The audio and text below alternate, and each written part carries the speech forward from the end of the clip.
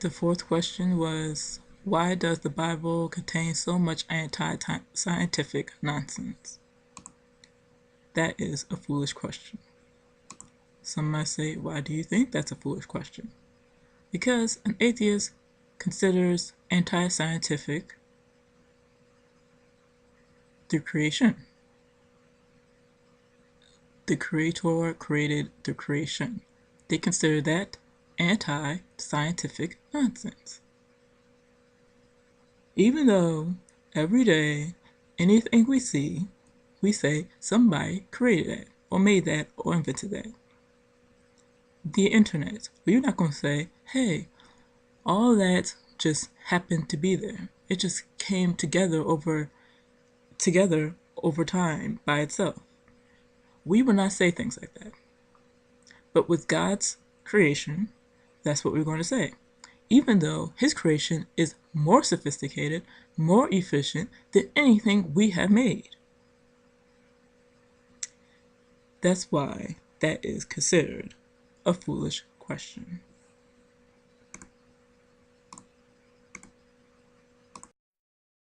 Question 5. Why is God such a huge proponent of slavery in the Bible? Well, first, is God a huge proponent of slavery in the Bible? That's the first thing. See, when this atheist asks this question, you can already see what he, what he's trying to do without much proof, right? Or without looking at all the scripture or all the evidence, right? For instance, is a slave or servant? When you look in the Old King James Version, the scriptures atheists go to, they don't say slave, they say servant. That's one thing. Another thing is, if we look at American slavery, for instance, Africans and African Americans were taken against their will or forced to be sold in slavery. Yes, that means they were taken against their will or what? Kidnapped. Yes. Hebrew servants, however, in Exodus 21:16, he who kidnaps a man and sells him, or if he is found in his hand, shall surely be put to death. See, this is what God is doing. He's saying, if you do this type of act, capture people, force them into slavery, this is punishable by death. Okay. So how would they become a servant, or as some people would say, a slave? If thy brother that dwells by thee be very poor, or waxen poor, and be sold to thee, thou shalt not compel him to serve as a bondservant. That says in Leviticus 25:39. But if we drop down to Leviticus 25:47, it gives you a better understanding. Because we still don't know, wait, how can a person be sold unto another? Well, if a sojourner or stranger wax rich by you, and your brother that dwells by him wax poor, and sells himself unto the stranger or sojourner by thee, or to the stock of the stranger's family, after that he is sold, he may be redeemed again. But you see who's doing the selling. He's selling himself. Now, why will he do that? Because he is waxing poor. Okay. And see, that's what we're talking about here. Getting a better understanding of how these people become another's servant in the first place. Okay. Now, we also must remember, we will use this terminology today. Sell himself. Some will say, I'm trying to sell myself to this company. How I'm going to sell myself. Okay. They talk of themselves as products. And it's not like some weird, freakish. No, I'm talking about regular people. Okay. I'm not talking about. I'm talking about like you're a programmer. You're trying to convince these people to hire you. How are you going to convince them? Okay. How are you going to sell yourself to these people? Those are phrases and statements we use because that is what you're doing overall. Okay. You're trying to convince them that your services as a computer programmer or whoever is good enough for them to hire you. Okay. And so that's the whole thing. We have to make sure we're not just being like him, who's going to say, hey, God is a huge proponent of slavery. Nah. Why is that? See, no. Okay, let's look at the whole picture. This is what these slides are for, because this is my, I don't know, because there's 10 questions in all, and I'm halfway through. Okay. And these slides are really for the people who wants to know about Christianity, who wants to know about God, who wants to understand. Not those who's like this individual, who just hates God and doesn't want to understand. It's not for those people. Okay? It's not for those who are not going to even try to see. Because if they did try to see, they would have saw this and say, wait a minute, that doesn't sound like American slavery. That doesn't sound like what happened back then. Okay? Because they did this all the time. Kidnap people and sell them and stuff against their will. They did that, of course, right? And this, you can see what he's talking about here. He sold himself. So, in American slavery, so another example is in American slavery, Africans and African Americans were owned forever. They couldn't become free, you know, unless the owner sets them free or something. But that was it. That was like, it's no way you can become free. You just will be forever in slavery. And the scripture, however, with the Hebrew servant, it says, if your brother, a Hebrew man or Hebrew woman, is sold to you and serves you 6 years, then in the 7th year, you shall let him go free from you. So what do we have here? It's supposed to be serving for 6 years. Sounds like indentured servants, right? If you know your history. Sounds like this is a contract of 6 years. 7th year is done. Contract done. Move on.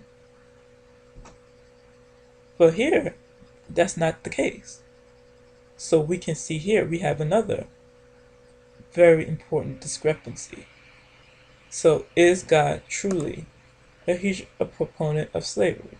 Doesn't seem like it, right? Another example is Africans and African Americans under American slavery were not given anything, right? They were deprived. However, with Hebrew servants, what does it say in Deuteronomy 15:12 through 15? If your brother, a Hebrew man or Hebrew woman, is sold to you and serves you 6 years, then in the 7th year you shall let him go free from you. And when you send him away free from you, you shall not let him go away empty-handed. You shall supply him liberally from your flock, from your threshing floor, from your winepress, from what the Lord your God has blessed you with. You shall give to him. You shall remember that you were a bondman in the land of Egypt, and the Lord your God redeemed you. Therefore I command you this thing today. We see another huge difference.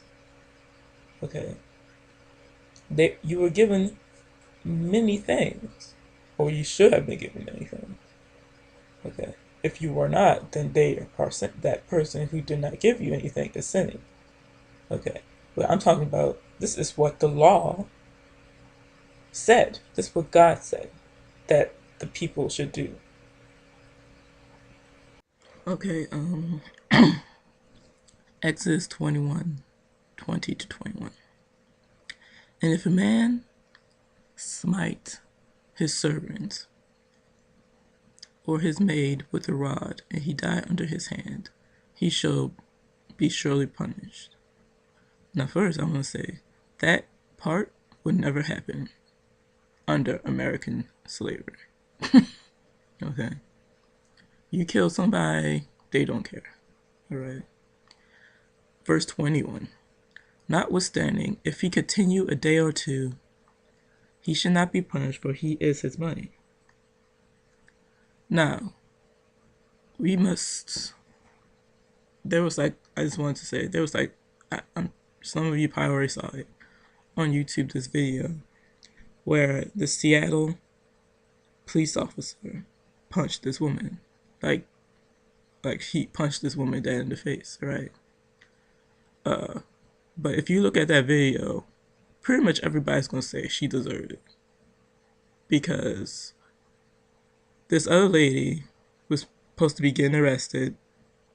She's pushing all on him, and then her friend, who was the one that got punched, started pushing on him and stuff. And it was so like, what the crap, you know? I mean, if you're getting arrested, and then why are you in this? It's like you weren't even involved, but she jumped in and, you know, pushed him back, and he just hit her.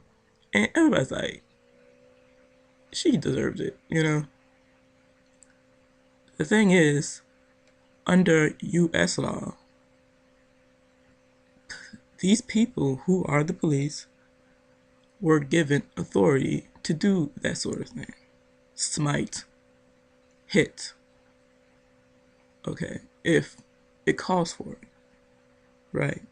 And under the law of Moses, the people, in this case, the employer, is given that authority. If you look under the law of Moses, there wasn't like a group of police officers or things like that. The people were given the authority to judge, right? Like stoning and this and that.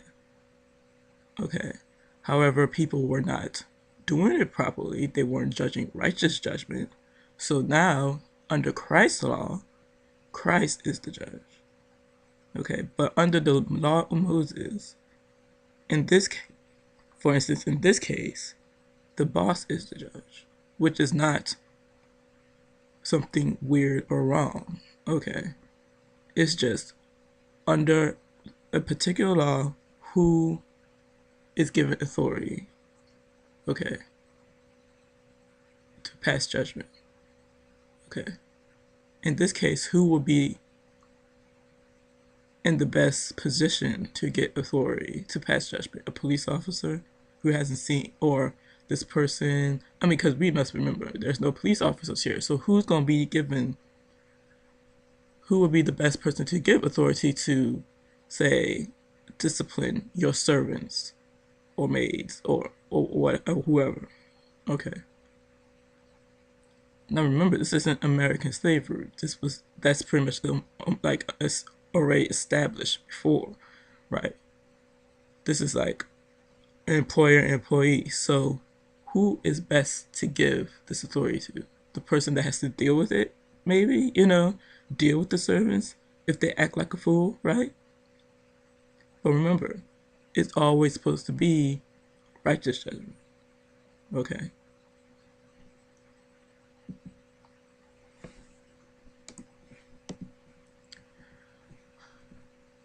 For instance, employer's duty, or boss or master, it doesn't matter. I mean, if you look up these terms, they're like the same. Masters are give unto your servants. So masters, give unto your servants that which is just and equal, knowing that ye also have a master in heaven, who is Christ, right? That's Colossians 4:1. So what he's saying to those in charge, just and equal, right? In Deuteronomy 24:15, it says, at his day thou shalt give him his hire.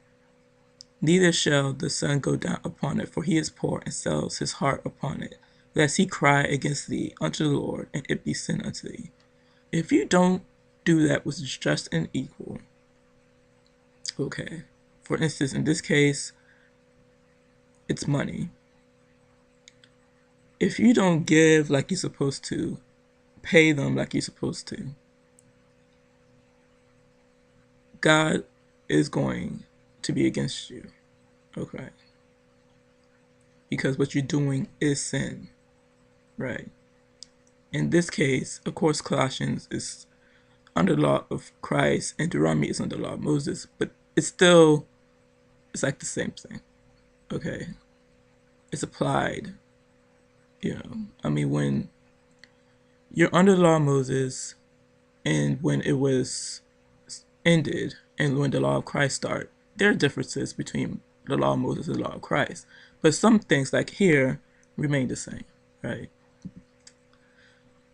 So in Job, now this is an example. Job he's like the employer or the master or the boss, okay? Whatever term you use in old time they use master. Today, or in old time they probably use master, boss. Today they use like boss, employer, whoever, right? So Job is the boss.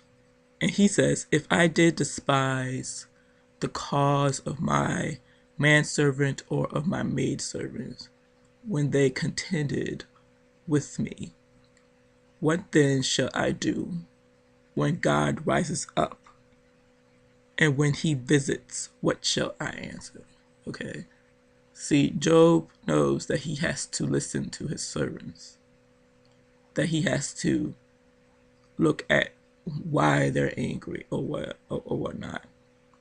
And he knows he has to be just with them because he knows God is looking and watching. Okay.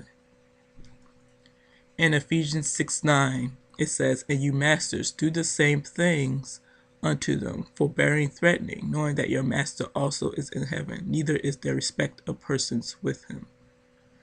He's telling to the boss, the employer, do the same things unto the servants, right? They're supposed to treat you right, you treat them right, and forbear threatenings. Okay. Because some servants is going to threaten, right? And he's telling you, that happens because, some servants are, or your employees, okay? I mean, if you're a boss of a company, you probably know employees that don't like you, okay? But forbear that, right? Be patient with that. Just like Christ is patient with us, okay? And he is not a respecter of persons, meaning he will send anybody to heaven and anybody to hell, right? If you do what you're supposed to do, and if you don't do what you're supposed to do, okay? So employees, servants, be obedient to them that are your masters, according to the flesh, with fear and trembling, in singleness of your hearts, as unto Christ. Ephesians 6:5, right? So be obedient, but of course, he's saying be obedient along it's not causing you to be disobedient to Christ. Okay. In Ephesians 6:6 it says, not with eye service as men pleasers, but as servants of Christ, doing the will of God from the heart. Right? And that's what you are first. You might be Walmart's employee, but if you're first the servant of Christ first. It's like when it says the greatest commandment is to love God. That's the first and greatest commandment. That's what Christ said, right? first and greatest commandment is to love God. Second commandment is to love your neighbor as yourself. Okay. First commandment, to love God. Okay. So don't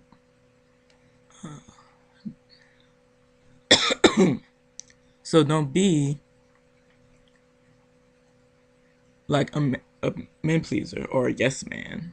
Okay. And all this, just do what you're supposed to do. Now, if the person, your boss, is telling you to do something wrong, the first and greatest commandment?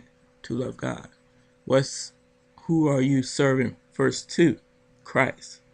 You just gotta say, I'm sorry, but I can't do that, right? It then continues, be with good will, doing service as to the Lord and not to men. You see, he's still saying it's like, yes, you be obedient to your boss. Okay. But why are you being so obedient to your boss? Because you are trying to fulfill the will of the Lord. Okay. That's why I'm doing this like this. Okay.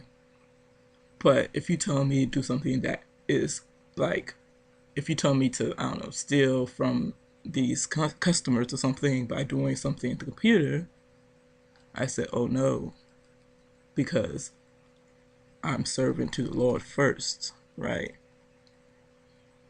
Okay. Knowing that whatsoever good thing any man does, the same shall he receive of the Lord, whether he be bond or free. Bond to what? The law, contract, or whatnot, right? So, even though we must remember,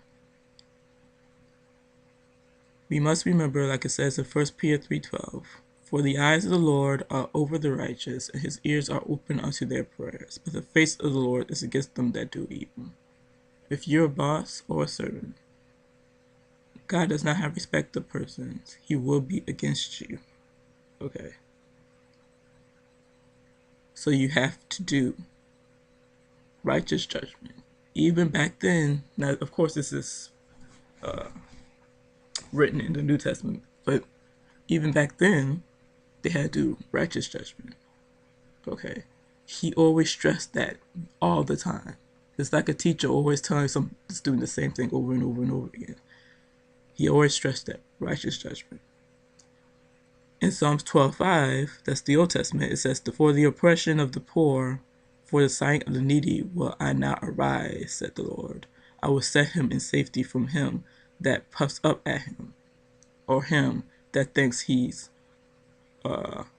better than the poor, better, and oppresses the poor because he thinks he's better than the poor. God will be against those people. Okay. He will punish those people.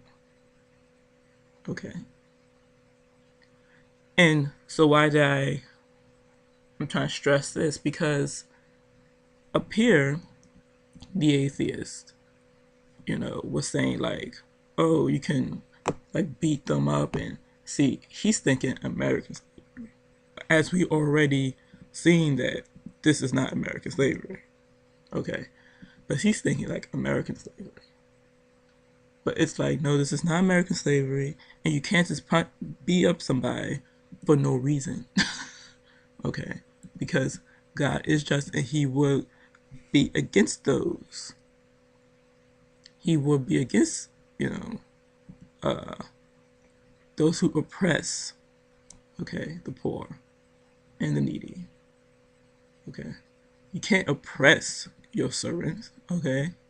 You can't oppress the poor and the needy, no. Okay? You have to see what the atheist does. They take one scripture and that's it.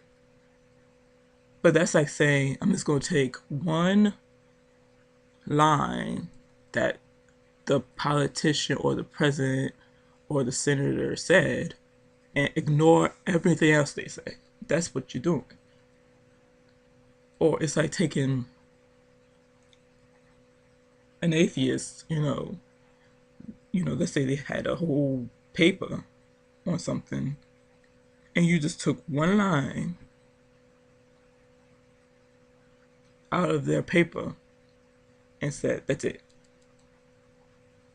Well, they explained what they meant in their line, right? But no, I'm not going to listen to the rest of that. Okay. I'm just going to take this one thing, you know, and twist it and make it like I want. I said, no. Okay. You can't do that, right?